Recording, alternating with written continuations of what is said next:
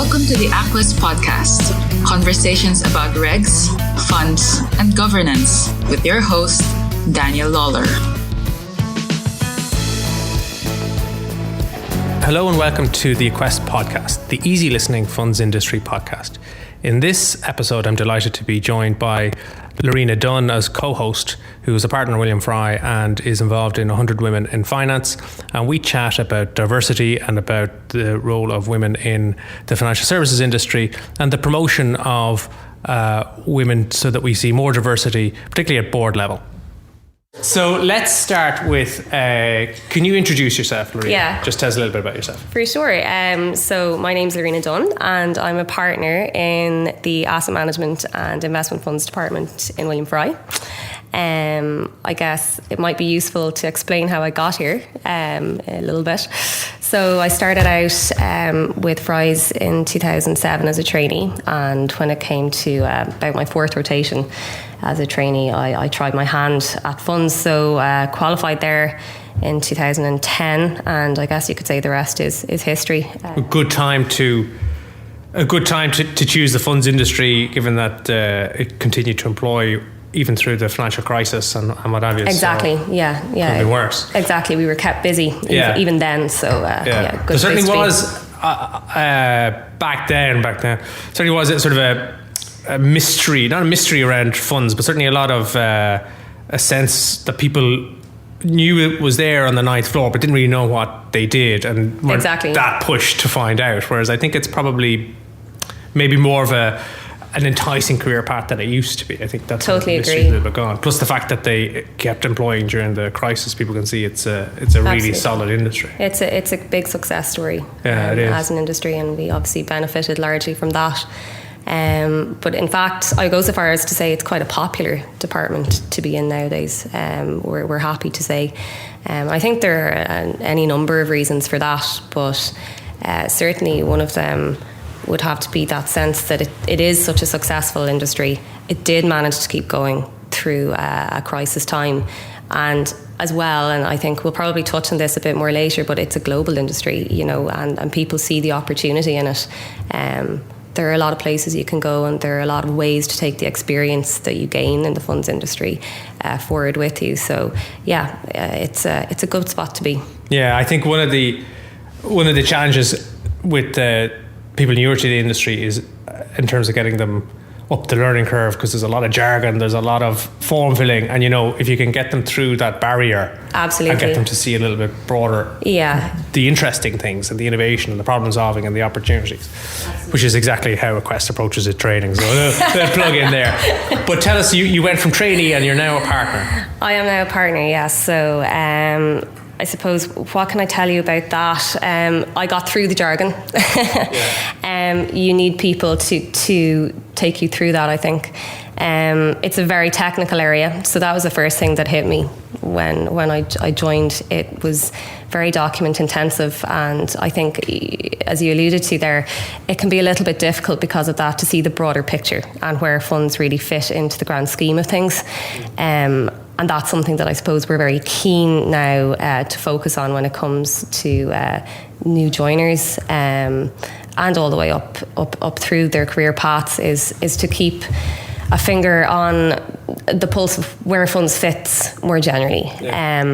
But I mean, I enjoy the technical, and I think a lot of people do. But when you combine that with the impact that funds have at a macro level, it's a place that you do enjoy being. And I suppose for me, it's a great place to work, and what kept me in it was the variety, I think, and I was just going to ask you what you're most passionate about in your job and your work. It was really that. I mean, variety, it kind of applies at a number of levels. There are so many different stakeholders in funds and in the industry that you're dealing with on a daily basis, and I think that really keeps it alive. In terms of our client base, the asset managers you're dealing with, like I said, they're global. They vary from small boutique or relatively small boutique independent asset managers to your really huge institutional outfits. And it's so interesting to see their different approaches. and obviously that feeds into what they need from you and the way that you liaise with them. I think perhaps for me, one of my favorite points in a board meeting would be the investment managers report. It's amazing how much you learn. A favorite point in a board meeting. I know. You're in the minority of one there. I know, it's true, but it really is so educational. They're such talented individuals and they're so innovative. I suppose that as well in turn feeds into their demands on us, but it's great. It really encourages you to do better. And you're based in London now, in the London office, so you're seeing more probably of those managers day to day and have more interactions with them. And I am, and they have huge energy, as in they're passionate about what they do, and it's I suppose it's a little bit catching. Yeah, that's good. And do you find it then easier to really understand their business and understand what it is that they're trying to achieve? Definitely, definitely. It's great to have the face-to-face time. London's definitely given me that opportunity. And I suppose London is a lot more manager-based, to your point, but here in Dublin we have so many great service providers, and my interaction with them continues in London as well.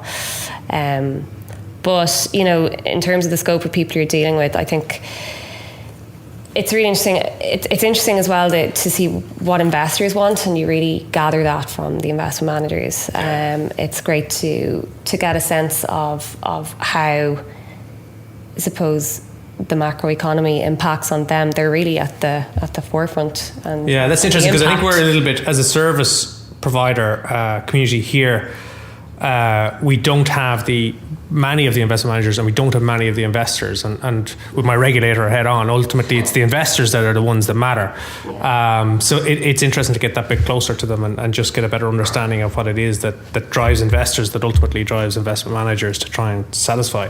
Exactly. Yeah. And so you're involved in 100 Women in Finance. So tell us a little bit about 100 Women in Finance. Yeah, so I suppose 100 Women in Finance is a global organisation. It only recently came to Dublin. It started out life in 2001 in New York, when 100 very senior women working in the hedge funds industry came together to see what they could do about enticing women into a very male-dominated industry, and towards progressing their careers and then helping them with that.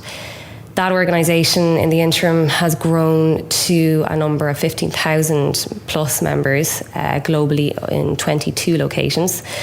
And in early 2017, the Dublin committee of 100 Women in Finance got approval to launch Dublin as a location, which was a great success for us. So we had our formal launch in May. And since that, we've gathered up a membership of approximately 250 here. And we are in the middle of organising the launch of our next big agenda item, which is very close to my heart, and that is the next gen piece to 100 Women in Finance. So maybe to give you a bit more of a background on it, there are 3 pillars that really underscore what 100 Women in Finance does. They're working at education, and peer engagement is obviously key, and then next gen is the third pillar. So I think we've gone some way towards the peer engagement front. We've had a lot of great networking events and plenty of enthusiasm for that. When I was a youngster, I worked in a family business, and my mum was the boss. She's a Cavan woman and a really good businesswoman. When I was in Fry's, Tara was my boss. When I was in the Central Bank, Martina was my boss. And now I'm self-employed, which of course means that my wife is my boss. So at 100 Women in Finance, is it, when you come from a perspective where you've seen women in very senior positions as a male, what's the problem that 100 Women in Finance is solving, or is it solving a problem that's already been solved? Yeah, it's a really great question, actually. I mean, look, we're well aware we're not exactly doing the work of the suffragettes here. I like to think that, men and women enjoy working together. The point is, though, women do remain hugely underrepresented in the finance industry. So why is that? think about it from an employer's perspective, think at an industry level, you know, there's a war for talent out there. Women are a huge resource. Why are they so underrepresented here? So what we're trying to do, I suppose, is market our industry to women who might like to be a part of it. That would be more at the next gen level. You know, tell them about it, and then there's an element and of keep them involved, sort of mentorship and precisely. So I mean, helping each other to promote each other, that kind of exactly. I mean, at the end of the day, there is a level of attrition. You know, I think that everybody would recognise at a certain point in a lot of women's careers who have gone so far as to work in this industry, to become really valuable to this industry. And yet, I suppose what we're trying to do is be encouraging, be a support network, and get people to a point that they feel they're comfortable to continue working in this industry, even when they hit a bit of a roadblock. I think that networking events, I mean, it can sound so hollow, you know, but ultimately when you actually attend these events and you really get involved, you see that there's a great energy to them, and that it's amazing how a good conversation can really have an impact, and you don't know who you're going to meet who's going to really help you at some point down the road. So it's about encouraging people to. I was at one of your events just before Christmas, and you're right, there was a great, now maybe it was Christmas time and the nice cocktails, but there was a great energy, and there was a real sense of comradeship, and people trying to help each other, even people in competing firms, you know, would reach out and offer support. Absolutely. And that surprised me, to be honest. I mean, when I joined the committee in early 2017, I really didn't know what to expect. And I have been so surprised over the intervening 18 months as to how much I've taken away from this. And that's why I feel that in trying to effectively sell 100 Women in Finance to other women in the industry, it's a very easy gig for me, because I genuinely feel that it has so much to offer. So yeah.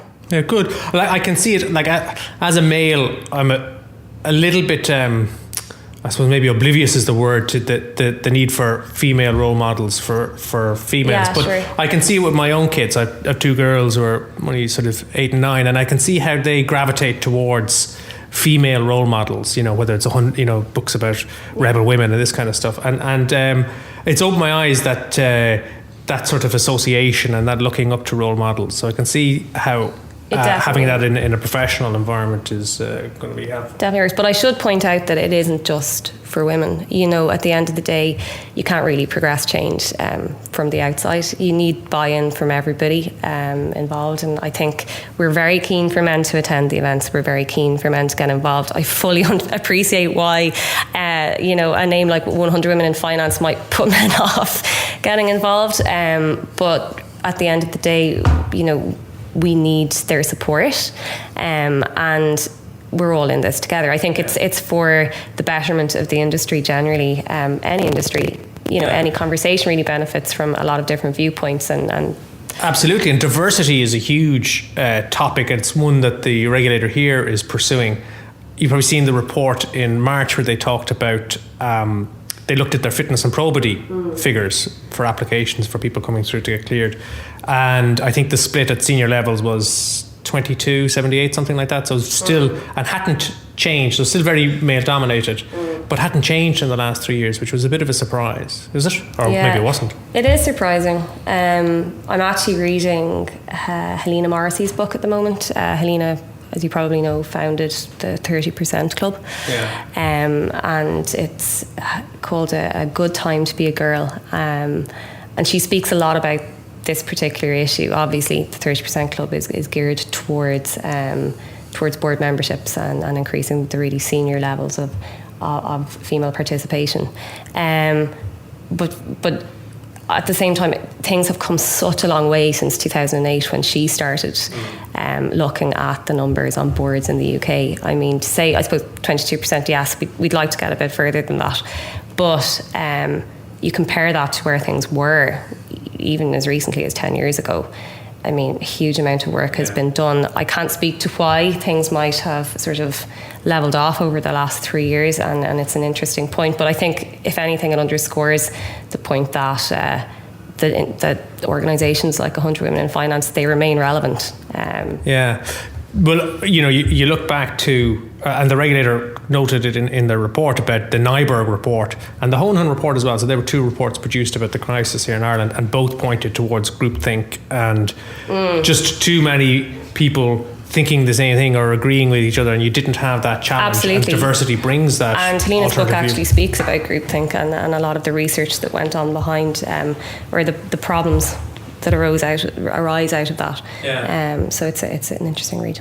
I thought one of the things that jumped out at me from the central bank's report, it wasn't very, very long, was they commented on the age profile of people applying for, that they were clearing for board memberships.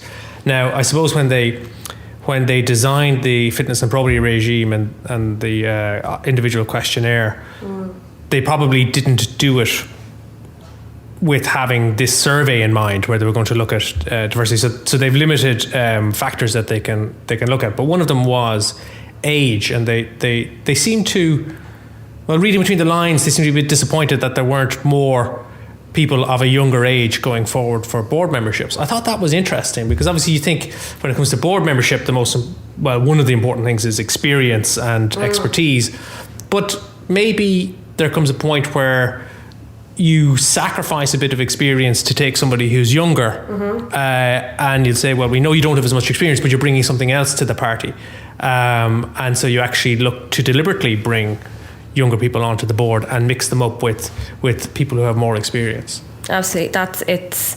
It's a great initiative if it's something that they would like to see more of. You need challengers, to your point about groupthink, and they come in. It would be a leap, but it'd be very interesting. Well, you need diversity. That comes in all shapes and sizes, and age is certainly one of them when it comes. Well, I think if you're serious about it and you say, well, we value diversity over simply having people who have experience. Now, you got to get the balance right, obviously, but it would be quite a different mindset to putting your board together if you think, well, I'm seriously going to, I have enough people of in a certain category, so I'm going to accept somebody with less experience, but I know that they're good and they're coming with a different viewpoint. Yeah. Diversity then. That is absolutely to be encouraged. And I suppose experience, can be measured in a lot of different ways. Duration of participation in the industry or length of participation in the industry is just one of them. I would definitely like to think, as someone who would maybe fall into the millennial bracket just about still, there's a lot that we can bring to conversations that maybe in the past has been overlooked just on the basis of age. Nice segue in to talk about Next Gen. So Next Gen is another part of 100 Women in Finance. It is sort of a sub-sector for people with less than 10 years experience in the industry. Exactly. So I'm delighted to talk about this, and it's something that 100 Women in Finance are very enthusiastic about and very much behind. So the Next Gen committee ultimately will be comprised, and as you said, is a subcommittee of the main board here in Dublin. And it will be comprised solely of what we call Next Geners. So, as you said, people with less than 10 years experience in the industry. We actually held an event 2 weeks ago in PwC, a panel discussion on a fantastic report that was commissioned by Aoife Flood of PwC called The Female Millennial: A New Era of Talent. So that was essentially our soft launch of the Next Gen initiative here. We encouraged 100 Women in Finance members to bring along a Next Gener from their organisation to the event, so that they get a sense of what we were hoping to achieve with this committee. We asked those in the audience to forward their CVs, to volunteer for the Next Gen committee. And the idea is that once we put that together, and by the way, actually deadlines were today for those applications, and we've received so many. We're truly so pleased with the calibre of women out there who have an interest in this. But hopefully by the end of May we'll have an established committee, and what they will then do is start to organise events of their own accord, to suit their demographic. So they have effectively a carte blanche. They can organise networking events, educational events, they can organise mentoring initiatives, whatever they feel works for them and for their peers. We encourage I love them the to idea do that. of the networking events. Yeah. Because I know as you progress through your career, certainly in a law firm, and I'm sure it's the same in other stakeholders, one of the things that those in decision-making roles look at is your connections and your ability to bring in new business and this kind of stuff. And so when you're networking with peers earlier in their career and you build up a relationship, and next thing as you develop through your relationship, you're all getting to decision-making roles at the same time, and exactly. it must be a really great benefit then to have those relationships. Exactly. So I think it's a great initiative. You have contacts, you have a support network. But I think you're also doing it together, so it doesn't feel like the embarrassing thing of going into a room Absolutely. and putting your hand out, and it's. I'm presuming if these are sort of social events as well, they are, build and up friendships. I was about to say that it's also enjoyable. It really does bring the industry that you're working in to life a little bit more for you. And I think there's just so much to be gained. The other thing is, like I said, there are 22 locations of 100 Women in Finance. So when you become a member in Dublin, you're a member of each and every location. You're invited to every event. There are next gen committees up and running in Cayman, in the US, and in London. London was actually one of the first. I just think it's such a great thing that whatever city you happen to be passing through, or as happens, you're seconded to or relocated to for a number of years, that you have immediately a network of women to tap into, and specifically, if you are an ex-gener, women at your level. So I mean, the benefits are just manifold. Brilliant. And where you can make those connections internationally, because obviously Ireland is a service provider domicile, whereas you look to the likes of London and New York, they're manager domiciles, and so it could be very happy, fruitful relationships. It could, yeah, absolutely. Certainly professionally and hopefully personally as well. Absolutely, and from my own personal perspective, I would 100% agree with that. I've just taken so much more out of my membership of 100 Women in Finance to date than I could have possibly expected, and that's why I'm particularly excited for this next gen. So your next event is 23rd of May. Our next event is 23rd of May, so that is open to all members. It's not a next gen event. It's titled "The Era of Digital Disruption: How Technology is Rewriting the Rules of Investment," and that is kindly being sponsored by Goodbody Fund Management and being held at Goodbody's on the 23rd of May. Great. Well, obviously very topical issues there. If you are looking at funds and you're interested in innovation and problem solving by funds, a lot of it points towards digitalization and distributed ledger technology and advancements there. So very, very topical. I'm sure you'll be booked to the hilt for that one. And then next gen, you're going to have a committee together fairly soon, and then they'll plan their own events. They will, but I should also mention that the formal launch of the next gen initiative will take place on the 27th and 28th of September, and it's going to be quite a big event. We're not in a position to release details of our very special guest just yet. I'm very sorry, but there has been huge support of that event, and we're quite excited for it. So the newly established committee will obviously have a lot to do with the organisation of that. But yeah, watch this space, as they say. Great.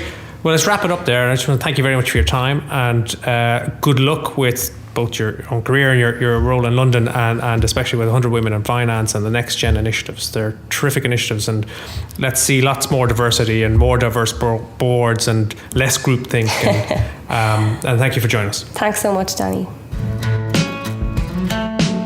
You've been listening to the Aquest Podcast. For information about our training and advisory programs or our academy, visit aquest.ie. For more resources on regs, funds, and governance, check out our YouTube channel, Daniel Lawler, RU, RQ.